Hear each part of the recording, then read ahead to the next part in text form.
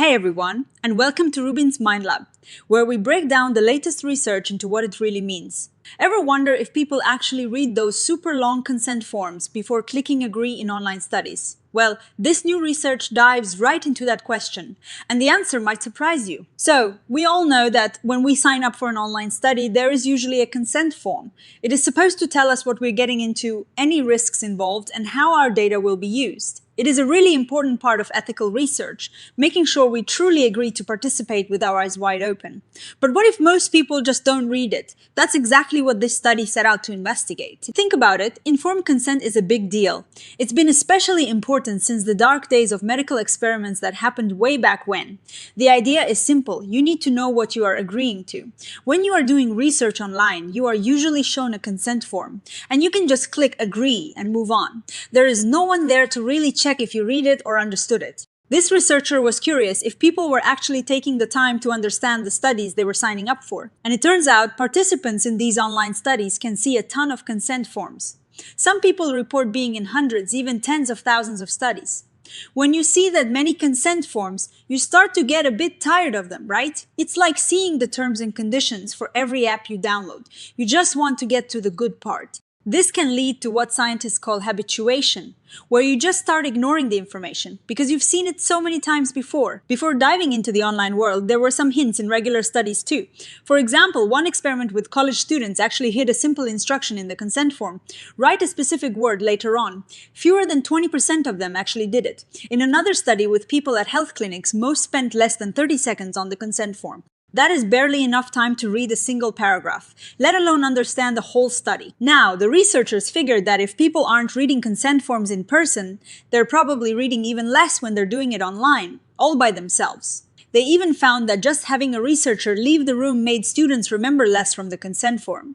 So, when there is no researcher around at all, like in most online studies, it's pretty safe to assume reading rates are going to be low. So how do you actually test if someone reads something without asking them directly, which might make them feel pressured to say yes? This study had a clever idea: measure how long people spent on the consent form. They compared this time to different reading speeds. They looked at a slow reading speed, about 150 words per minute, a normal reading speed, around 238 words per minute, and then a super fast skimming speed, about 475 words per minute.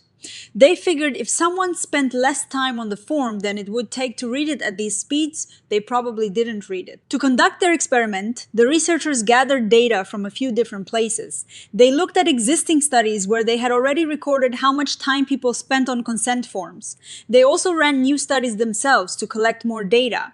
So they were combining information from different sources to get a big picture. They collected data from over 7,000 people across different online platforms, which are like different pools of participants. Some were from a general online panel, others from a platform called Prolific, which is often used for academic studies, and even a small group of mental health professionals. This gave them a pretty diverse group of people to look at. The main thing they measured was the time people spent on the consent form before clicking next or agree.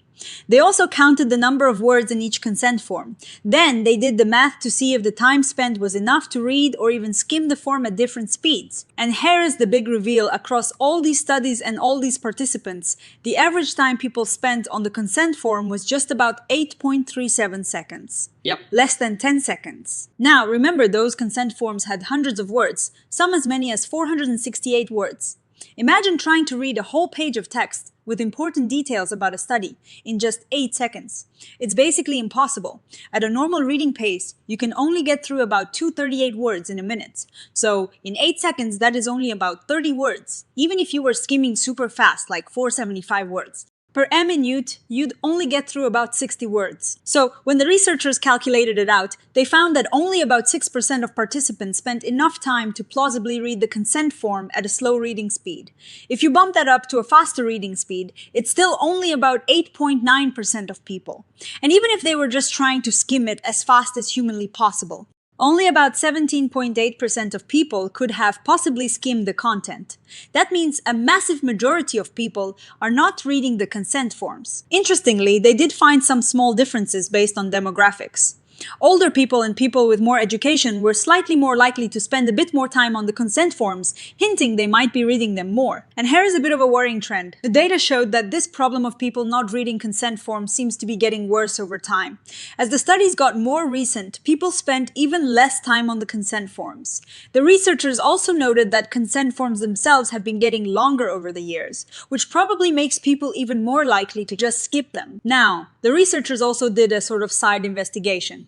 They wanted to see if the time people spent on the consent form had anything to do with how good the data they provided in the study was. They looked at things like whether people passed simple attention checks or if they seemed to be taking the study seriously. When they looked at simple attention checks, which were designed to see if people were paying attention, they found that most people passed them, regardless of how long they spent on the consent form. So, in this case, not reading the consent form didn't seem to hurt their performance on these basic checks. However, when they looked at whether participants said they took the study seriously, things got a little murkier. The analysis hinted that maybe people who spent a bit more time on the consent form were less likely to say they took the study seriously. This is a bit counterintuitive, but the researchers noted that these results weren't super strong or consistent. They also tried a logic puzzle, and again, they didn't find a clear link between the time spent on the consent form and whether people got the answer right. The results were either not statistically significant, or the patterns looked like they might have been too specific to the data they had, meaning they might not apply to other studies. So, what is the big takeaway from all this? The researchers are pretty clear: people just don't read consent forms in online studies. Even at a fast-skimming pace, less than 20% of people could have possibly read them. And this problem might even be getting worse. This poses a real ethical challenge. Informed consent is supposed to be a bedrock of ethical research. It means participants are supposed to enter studies with full knowledge.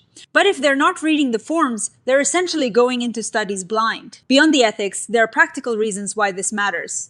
Consent forms often contain crucial information. For example, they might promise anonymity, which can make people more willing to share sensitive information truthfully. If people aren't reading that, they might not know their responses are private, or they might mention data sharing practices. With the push for open science, it's important participants know if their data might be shared publicly, even if it is de-identified. And what about actual instructions for the study? Often crucial instructions are tucked away in the consent form. If participants are skipping the form, they're likely missing these important details. The researchers suggest that important information should be repeated elsewhere in the study in smaller, more digestible chunks. One of the limitations the researchers pointed out is that they had to use general estimates for reading speed. Real reading speed can vary a lot from person to person, depending on their education, language fluency, and other factors. However, they stressed that even with generous estimates, the median time of around 8 seconds is just too short to read hundreds of words. They also mentioned that while they measured time spent, they didn't measure actual comprehension. It's possible someone could read it quickly and understand it, but the evidence strongly suggests that is not the norm. So, what is the solution? The researchers are quick to say that forcing people to read isn't the answer. We need to respect participant autonomy. The key, they suggest, is making consent more approachable. Perhaps shorter forms or multi-level consent where people can choose to learn more if they want. Some research has explored this, but even those approaches haven't always shown big improvements. They also talked about the idea of presumed consent, where if you don't read the form, it is assumed you've basically agreed.